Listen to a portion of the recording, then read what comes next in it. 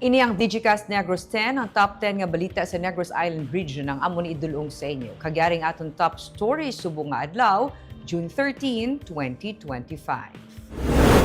Mga internally displaced persons sa La Carlota City nga hindi sakop sang 6-kilometer danger zone ginpapauli na. Pagsaylo sa iban pa nga mga IDPs ginsugura naman sa La Castellana. Department of Education handa na sa pagbukas ng klase sa Lunes. Banwasang Kandunik, nagpadala na sang final notice sa tagdumalahan sa naga-operate nga palm oil plantation sa pagcomply sa ECC kag pagpauntat sang earth-moving activities. Criminology graduate, patay matapos makabunggo ginamaneo nga motorsiklo sa Banwasang Manapla. Kag sa good vibes, driverless nga salakyan, aton nga testingan sa tripping ni Ruming. Kag Little Floor General sang Junior Mustangs MVP sa Intertown Competition. Initanan sa Digicast Negros X.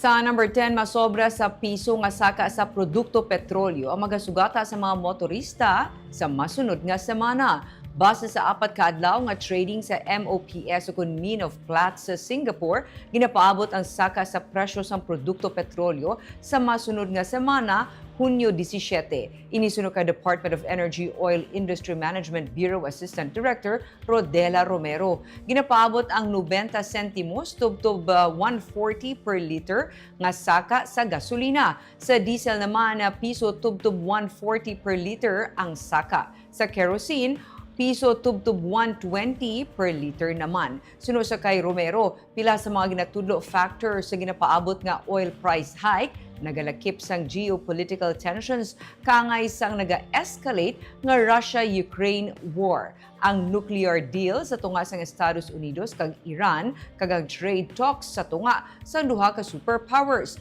ang US kag China.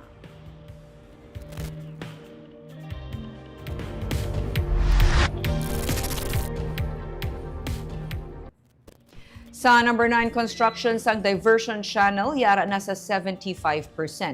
Pag-angot sang arterial drainages, madason nga suguran, agud nga masolusyonan ang baha sa downtown area sang Bacolod. Nasuguran na ang pag-angot sang gina-construct nga Diversion Channel sa Mambulok Creek, agud nga rekta nga magailig ilabi na ang tubig baha pagkadto sa baybay sa Bredco Port area. Ginsiling ni Congressman Greg Gasataya, ngayara na sa kapin 75% ang construction sang Diversion Channel project sa Dalan, Burgos.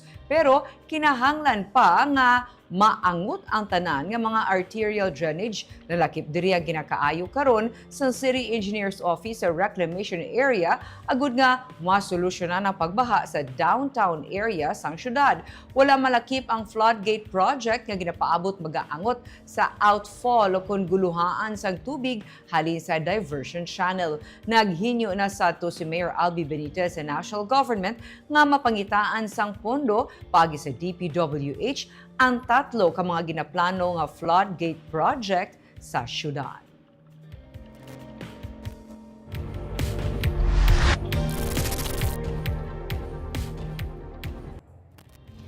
Sa number 8, Bacolod LGU ginapasiguro nga hindi maapektuhan ang delivery sa essential services tugas ang epekto sa bago nga Procurement Guidelines.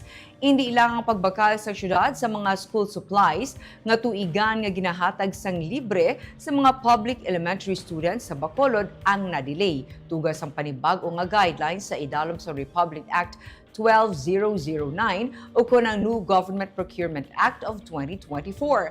Ginpahayag ni Secretary to the Mayor Attorney Jose Martigo nga kalabanan sa mga nasuguran nga bidding process antes pa man sang ginpatuman nga election ban ang ginakinahanglan nga maliwat kabahin sang pagsunod sa guidelines. Gani pati ang pila ka mga programa kag proyekto kag ang pagpamakal sa mga logistical supply and equipment sa syudad ang apektado. Pero ginapa siguro sa Bacolod LGU nga sa pihak sang delay sa bahin sa ginapatuman nga procurement process nga hindi maapektuhan ang ginapatuman nga essential services sang syudad. Magluwas sa paggamit sa bag-o nga mga bidding documents na kasad sa Section 38 Republic Act 12009 nga kinahanglan video recorded ang pre-procurement meetings, pre-bid conferences kag bid openings nga ginapatuman sa katapos ng Bids and Awards Committee.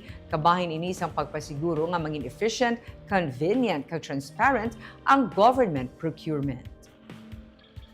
Pero ginapasiguro man na sang mayor naton si Mayor Albi nga ang essential services sa city kag sa Pumuluyo hindi man na mahamper. Kay susubo nga wala na tani banning tapos ng election ban pwede na makaproceed ang mga proyekto. Hindi magyapon kagiho because nagahulat ang back naton sang updated nga Philippine bid documents sa sa GPPB. So until we receive sa national sang ina nga mga new forms, on hold gid ana yang aton nga mga process sa back. Clarify ko lang.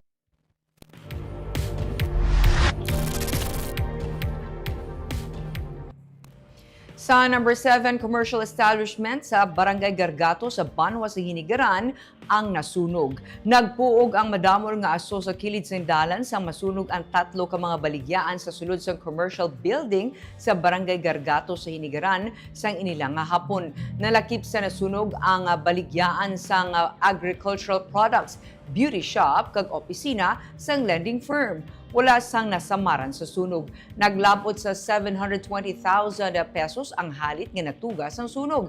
Padayon pa nga ginausisa sang Bureau of Fire Protection ang ginhalinan sang kalayo. Ginsiling ni Municipal Fire Marshal Senior Fire Officer 3, Raynor Alba, nga hindi mapatod kung ano ang ginhalinan sang kalayo kag kundiin ini nagsugod.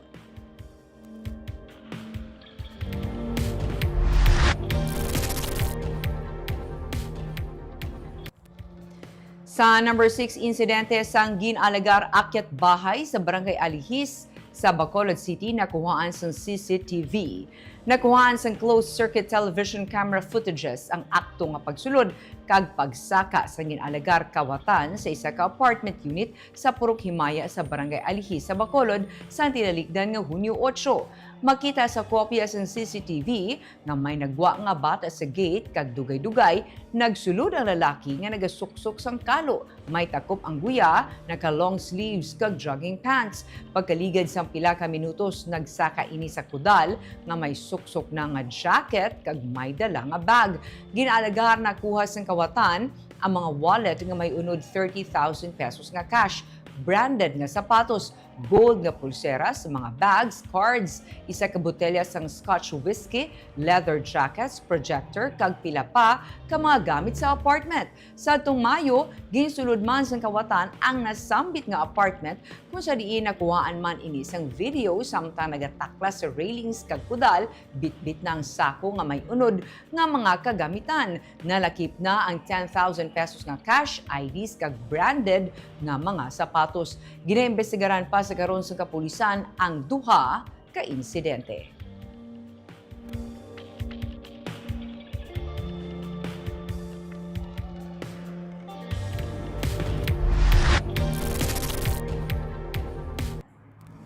Sa number 5, pamilya sang Iloy nga nabungguan patay sa pedestrian lane sa Pahanukoy, magapasaka kaso batok sa motorcycle rider.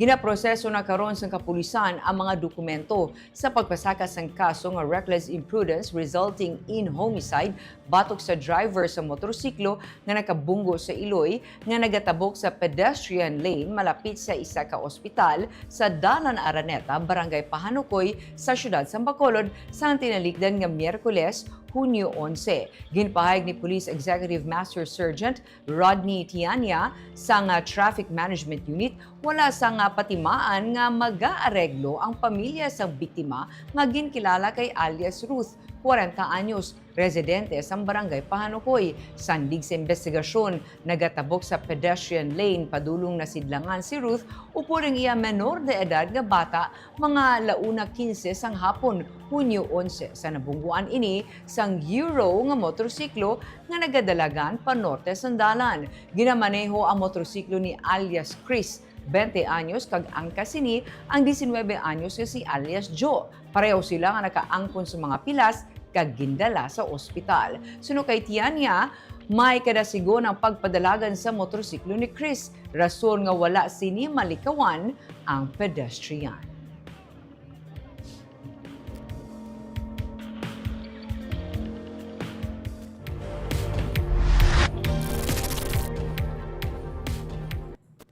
Sa number 4, Criminology graduate patay sa Makabunggo ang ginamaneho nga motorsiklo sa sugata nga truck. Dead on arrival sa Dr. Ramon B. Gostilo Hospital ang Criminology graduate samtang nakaangko naman sang malubha nga mga pilas ang angkas sini matapos sila makabunggo sa sugata nga truck sa National Highway sa Hacienda Gikay, Barangay Purisima sa Banwa sang Manapla sa Negros Occidental kaina Biyernes ang aga. Ginsiling ni Police Captain Marion Vicente Buenaflor, ang Deputy Chief sa Manapla Police, padulong Cadiz City ang motorsiklo nga ginamaneho ni Rolando Moldes III, ang kasini ang isa ka babae. Sang sila naga-isi-isi kag nagsaylo sa pihak nga lane kung sa diin nakabunggo sila sa nagasugata nga truck nga padulong naman sa Victoria City. Yara karon sa kustodiya sa Manapla Police Station ang driver sa truck. Nagtapos sa kurso nga Criminology si Moldes sa Kolehiyo de Santa Ana de Victoria Incorporated kag siya ang isa man ka choreographer.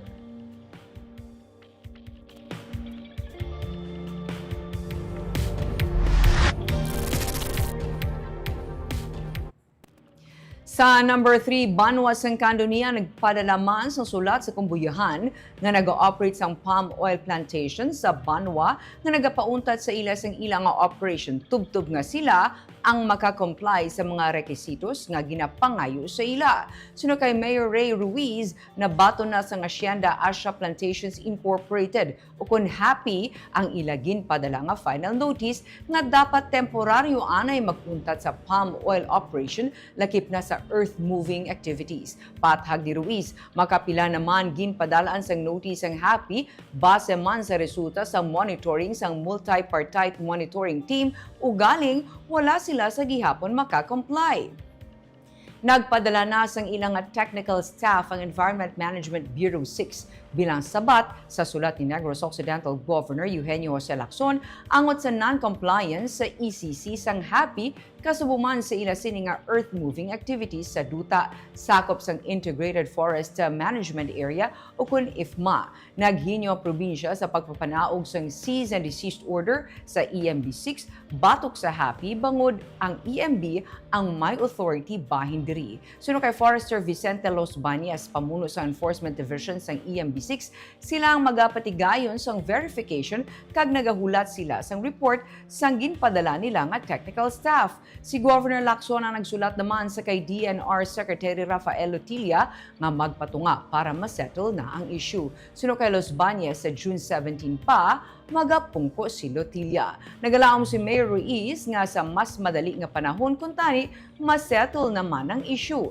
May 700 man ka mga pumuluyo sang kanduni ang nahatagan sa trabaho paagi sa among nga proyekto. Nagpadala ko sulat sa ila, so depende naman na sa ila kung anong ila response, kung ano ang pag-interpret nila sa sulat, sige padala ko sa ila. Basta ang importante nga may ara man niya response ang LBO separately. Tapos mayo ko ng earliest possible, masettle na na. Kasi kabalungi ko nga ako mag-untat, nakadamo sa mga trabaho nga mag-untat. Kasi imagine mo almost 700 na ang mga trabante nga obra na subong.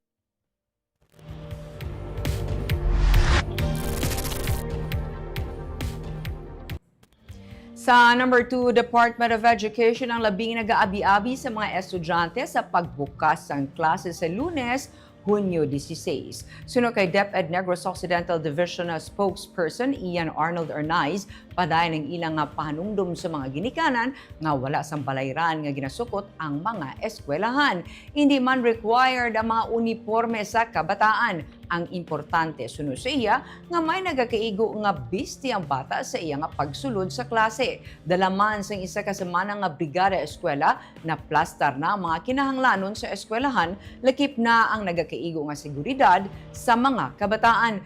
May mga 325,000 ka kabataan sa idalom sa Negros Occidental Division ang ginapaabot magbalik eskwela sa Lunes. Sa probinsya sa Negros Occidental, may 1,100 ka mga pulis ang gindeploy sa pagpasiguro nga masulhay ang pagbukas sang klase. Sa Bacolod City, ang Bacolod Traffic and Transportation Management Department ang nagpakig-angot na sa mga barangay bahin sa deployment sa traffic personnel labi na sa mga eskwelahan kag mga lugar nga may ginapatuman nga road construction.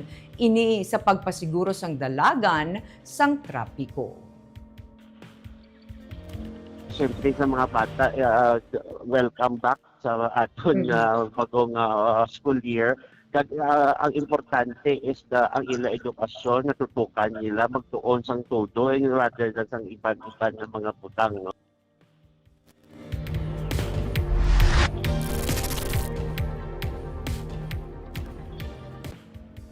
Kag sa number 1, matapos ang 6 ka bulan, mga apektado sang bulkan kanlaon sa La Carlota City kag La Castellana ang nagsugod na biya sa mga eskwelahan nga nagserbe Evacuation Center. Ang mga nagapuyo sa guwasang 6-kilometer danger zone sa La Carlota ang gintugutan na magpauli. Sa La Castellana naman, mga apektado nga pumuluyo ang ginamat-amat na silo sa mga covered court sang barangay. Yaring report. Hindi madula ang ihom sa mga nawong sa mga gintugutan na nga magpauli sa ilang mga balay. Kay nasang aga, ginsugura na ang pag-decamp o kung pagpapauli sa La Carlota City isang 255 ka pamilya o kung 887 ka persona na nagapuyo sa mga lugar nga hindi nasakop sang 6-kilometer danger zone. Suno kay Mayor Rex Halandoon, ini sila ang nagaayo naman kung pwede nga matugutan na sila balik sa ilang mga puluyan. Pathag ni Mayor Halandoon, gin-evacuate ini sila sadto bangod sa problema sa accessibility bisan pa nga hindi sila sakop sa 6-kilometer danger zone. Ini silang gikan sa nagkalain-lain nga mga sityo sakop sang barangay Araal, Hagimit kag Yubo. Suno sa alkalde, magluwas sa tarpaulin nga mapadala sa ila, wala na sang assistance pa nga mahatag sa ila sa karon kay nagahulat pa man ang LGU sang pag-abot sang assistance nga ila damlag pa ginpangayo kag naaprubahan na. Depende na sa ilang sitwasyon sa popo sa ilang pamalay kung ano ilang tanto. Iway ta kabaluway mo sa gin pero sa mo titi karon kung wala atok balay mo ano ka to. Kung i-build mo na ka mag-recamp ka naman di. Wala gid ko assistance sila except ang tarp siguro ng mga 15 meters per tarp per household lang. Kaya wala pa nagabot ang kwarta sang gin-promise ang OCD eh. Supposedly ang motong housing assistance nga mahatag namon sa ila. Wala na kami pundo dire. Except ang i-sustain lang ang operation namon sa evacuation kaya may nabilin pa kami. 64 ka pamilya pa o kung 232 ka persona ang nabilin kag igasaylo sa main permanent evacuation center suno kay Angie Helongo, ang City Social Welfare and Development Officer sang La Carlota. Ginpatuman ng disinfection sa lugar nga sa layluhan sa mga nabilin nga internally displaced individuals. Sa La Castellana naman, una gindicamp ang mga nagatiner sa St. Vincent's High School. Suno kay DRRM Head John De Asis, 150 families o kung 460 ka persona ang ginsaylo sa covered court sang barangay Mansalanao. Amat-amato ng pagsaylo sa mga evacuees sa eskwelahan, padulong sa mga salayluhan nila nga covered court sa mga kabarangayan. Ang tanan nga nabilin sa mga evacuation center sa La Castellana, mga nagapuyo sakop na sang 6-kilometer danger zone. Suno kay De Asis, 1,329 ka pamilya o kung 4,210 ka persona ang kabilugan nila nga sayluhon. Sa mga barangay covered court nila. When, sir, ma-start, sir? This day, ma'am. Today. Ma'am. Ano nakadamo sila, sir? Sa subong 150 individuals families, 460 individuals, barangay Mansalanao. So amat-amat. Yes, ma'am. Per day lang. May allotted time, man. Ang pagbiya sa mga eskwelahan nga nagaserbe nga evacuation center kabahin sang compliance nga kinahanglan mabakante na ang mga classrooms para sa pagbukas sang klase. Amat-amat pa man ang pagbiya, labing ginaabi-abi sang DepEd ang tikang para man mahatagan sang ligwa ang mga kabataan, labi ng paghiwat sa face-to-face classes. Dako gitna siya na bullet sa mga especially sa mga estudyante. Kahit ikabudlay git man niya sa distance learning for them. Kaya just time kung may face-to-face at least magiyahan natin sila kung ano ang ilang pagtuon. Sa Lunes na magasugod ang klase sa mga pampubliko nga eskwelahan.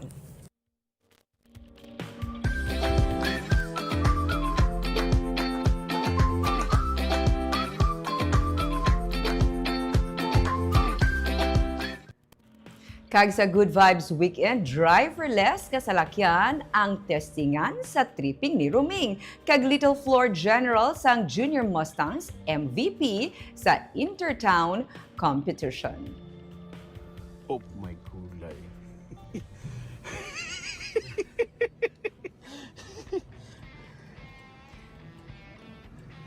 Kung ang masugata sa imo nga salakyan, wala sang driver pero nagadalagan. Masakay ka?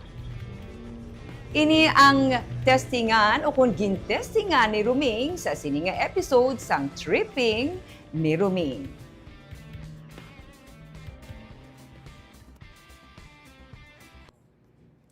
Hindi siya ang pinakataas o kung pinakadako sa ilang nga team. Pero sa edad nga 14 anyos, napili nga MVP sa Intertown Basketball Competition ang Little Floor General sang STI WNU Junior Mustangs. Aton siya nga kilalahon sa bida sang liga sa Sunday at 9 a.m.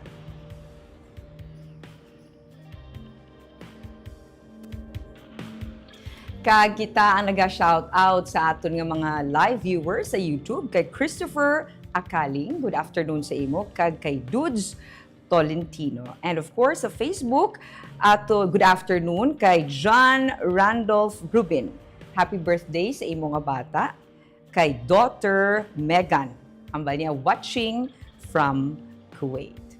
Kagamuya to ang top 10 stories of the day, tubtub sa Lunes. Ako si Barbara Mijares. Maayong hapon.